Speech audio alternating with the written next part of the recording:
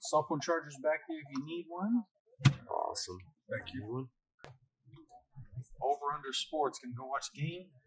Yeah, we're New Yorkers, so we're going to watch the New York Giants game. Okay. The Bears are playing right now. Right. That's what everybody in Chicago's doing. Yeah. That's fine. Well, I can already tell you the game's going to end with the Bears losing. So Actually, they're winning. I mean, it's not over yet. Who are the Giants playing? Denver. Yeah, I doubt they win, but we'll see.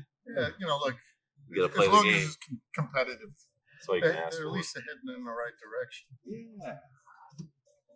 That's how I always say. It's like I was born and raised in California, so like if a California team is playing, I hope they win. And if it's like the Dodgers versus the Niners or the what is it called, San Francisco Giants, right? I hope they both win. That's how I feel. We're in California. So I grew up in Bay Area, so Okay. right around San Francisco, North Bay Area, and then I moved to LA for my 20s. Okay. So obviously I love both of those areas. I grew up in, so that's what I'm like. Okay, cool, California teams, but I have no idea sports like anything. I don't pay attention. I don't watch them. Yep. No idea what they're doing. So we lived in my wife and I lived in San Diego for 2 years. oh, beautiful. So area. it was nice. The weather was amazing. Oh yeah. What they have out there? The Padres for a They had while? the Padres, yeah. When we moved out there, the Chargers were already in LA. Oh, nice. Okay.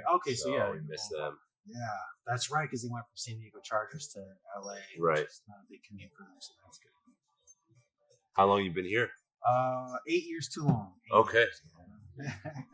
I miss California every day, especially as it starts to get cold. Yeah.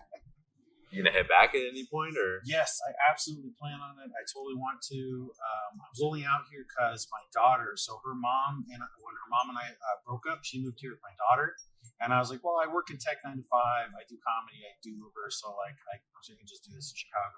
So I've been out here like 7 years, but now she's a teenager and she doesn't want to hang out with me because I'm her dad. So I'm just like, you know what? I don't need to be here, so I can go. So we'll see. The warm weather is looking better every day. Right, for sure. What brought you to here and bouncing around a bit? It's like New York. Yeah, grew up in New York. This is my dad. He still lives out there. Came here for college. Went to DePaul University. Okay. And then stuck around. Been here for a while. And then during COVID, my wife and I were like, let's try something warm and fun. And so we had an opportunity to go to San Diego. So we went out there for 2 years.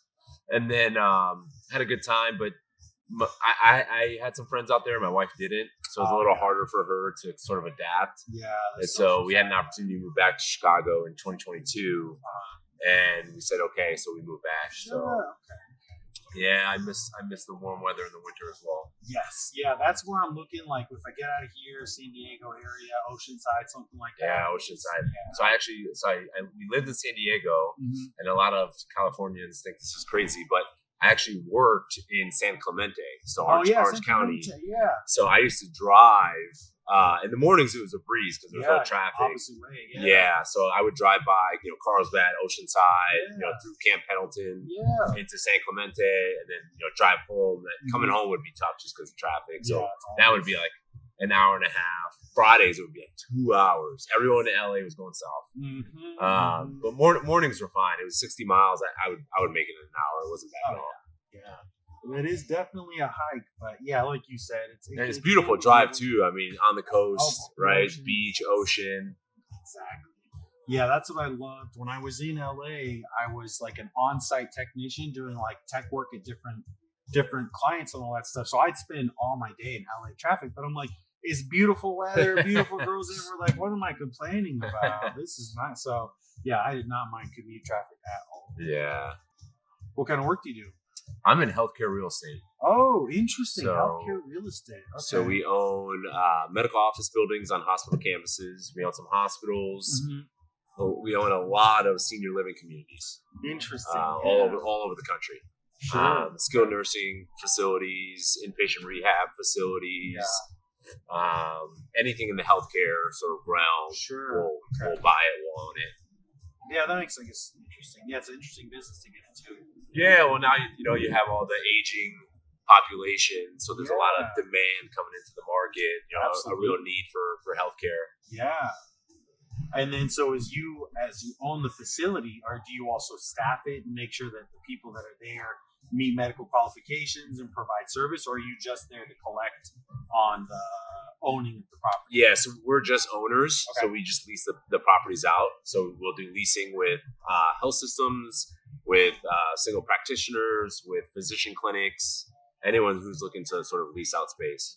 Sure. And then I guess there's some sort of specialization. They're like, oh, hey, you have this sort of medical testing you have to do, so you're going to need a certain amount of wattage. So you have to customize Exactly.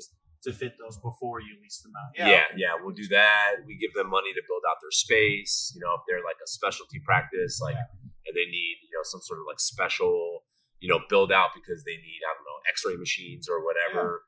You know, we provide them money to do that in exchange, obviously, for a long-term lease with good rent payments where we're getting a return on our investment. Oh, I get you. So that's cool. So you'll actually help them build that out. Yeah, for sure. Exactly. Okay, that's cool. And then it kind of helps them get that started so that they can create more. Yeah, I think of it more as like real estate finance. Yeah. Versus like whenever people usually say like real estate, they think like brokers, like buying and selling, investment sales. We're more, you know, we raise capital, we buy these facilities, we lease them out, and then, you know, we get a return on that investment.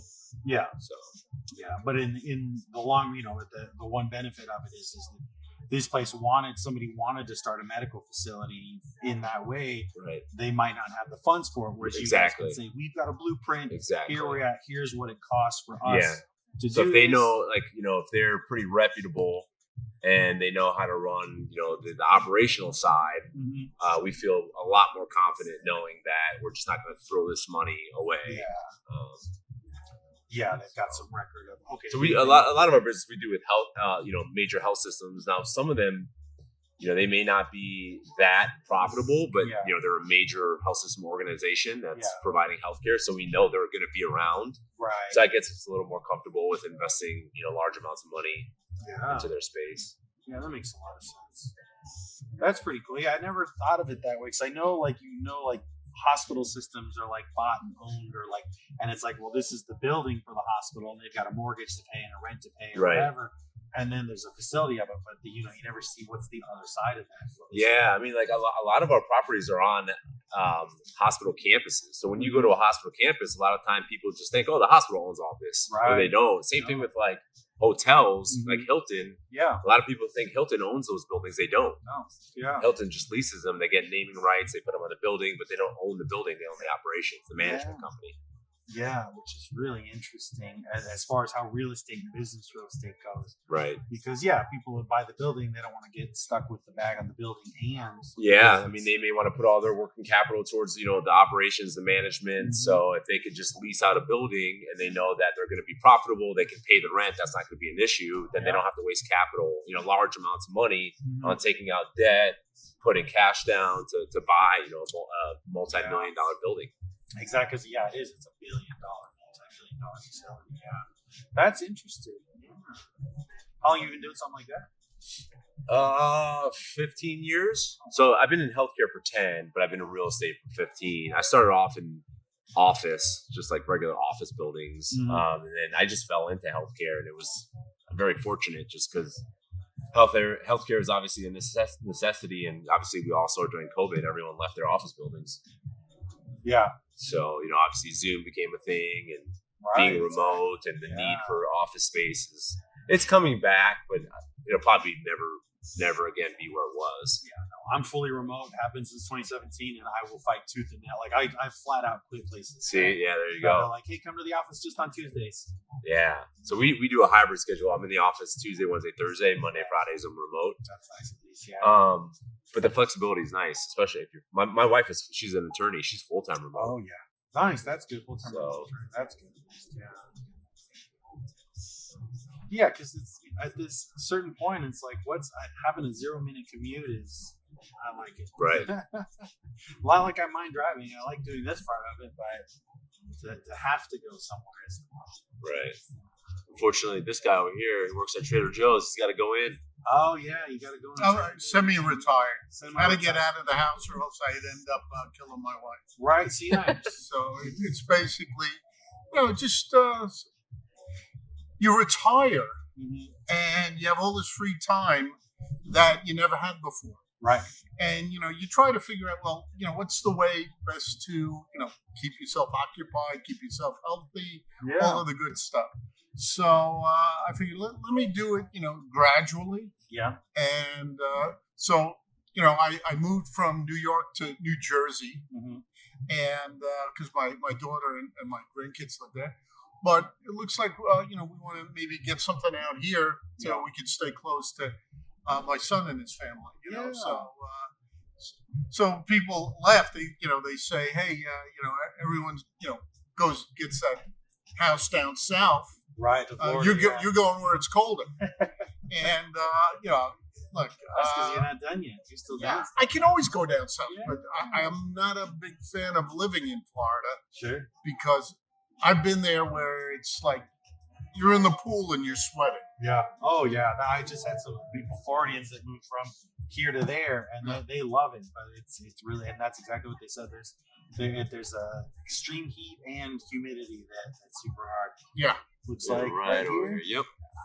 Awesome. Thank you very much. You're very welcome. It was nice talking to you. You too. All righty. Thank you. Have a good day. Take care. All right. Let's see if this is my next best. Usually, have a good one. All right. Take care.